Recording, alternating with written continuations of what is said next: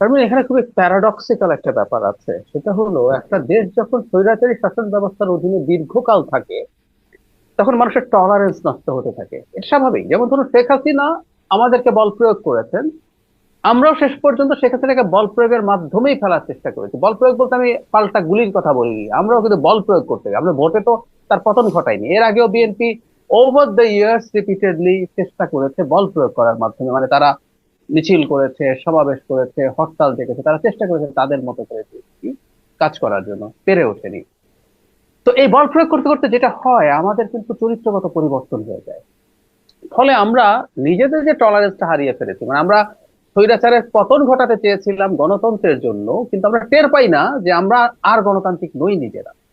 আমরা মুখে নতুন বন্দোবস্তের কথা বলি, কিন্তু আমি আসলে পুরনো না, আরো প্রাচীন মধ্যযুগীয় বন্দোবস্তের কথা বলি। লাশের বদলে লাশ তো মধ্যযুগীয় কথাবার্তা। এটা যে বলা যায় না, এটা যে বলবো না, এই বোধটা নাই।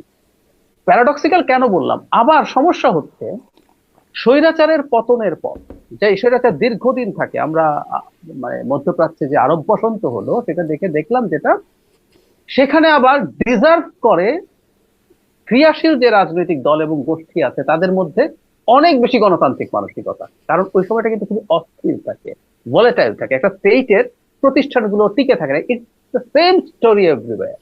তিউনিসিয়াতে বলেন, ইজিপ্টে বলেন, আর যেগুলোতে সিভিল ওয়ার শুরু হয়ে গেছে, ওখানে যেটা হয়, এটা বেসিকটা খুব সোজা, যে একজন স্বৈরাচারী সরকার যখন ক্ষমতা এক্সটেন্ড করতে চায়, সে যেহেতু ভোট ছাড়া ক্ষমতায় থাকবে, তার কাজই হচ্ছে রাষ্ট্রের প্রতিষ্ঠানগুলো ভেঙে ফেলা।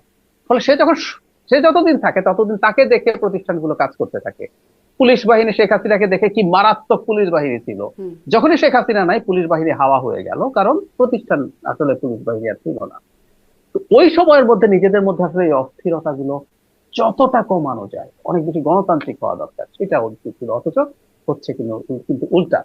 আর এই এনসিপি তরুণদের দিক থেকে, বিশেষ করে মাহফুজ আলম, যিনি যাকে এক ধরনের তাত্ত্বিক বলে মানে মোটামুটি এগ্রি করা হয় এনসিপির, তিনি যখন এই ধরনের বক্তব্য দেন, এটা আমাদের এই অস্থিরতা ছড়িয়ে দিতে খুব সিরিয়াসলি সাহায্য করে, এবং এটা খুবই অ্যালার্মিং। আমি মনে করি এই জিনিসগুলো সরকারের কগনিজেন্সে নেওয়া দরকার।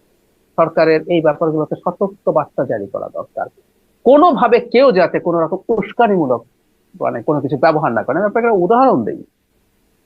ধরুন আমরা মব মব করছি, যে এরা পত্রিকা ভাঙছে, ছায়ানট ভাঙছে, ইত্যাদি ইত্যাদি।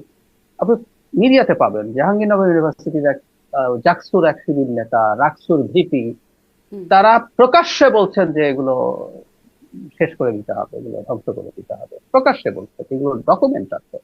তো এগুলো যখন আপনি বলছেন, আপনি কি ব্যবস্থা নিয়েছেন? ঠিক একইভাবে যারা মাহফুজ আলম বা ওই সমাবেশে অন্যরা যা বলছেন বা অন্য জায়গায় যা বলছেন, যারা অ্যাগ্রেসিভ কথা বলছেন, স্ল্যাং ব্যবহার করছেন, এগুলো কিন্তু এই অস্থির সময়টাকে আরো বেশি অস্থির করে দিতেই পারে। সুতরাং কেউ কেউ বলেন যে সমাবেশে মাঠের রেটারিক একটু অ্যাগ্রেসিভ হতেই পারে, হুম। কিন্তু কোনোভাবেই এটা সেই সময় না। এটা খুবই খুবই ভোলাটাইল একটা সময় আমরা।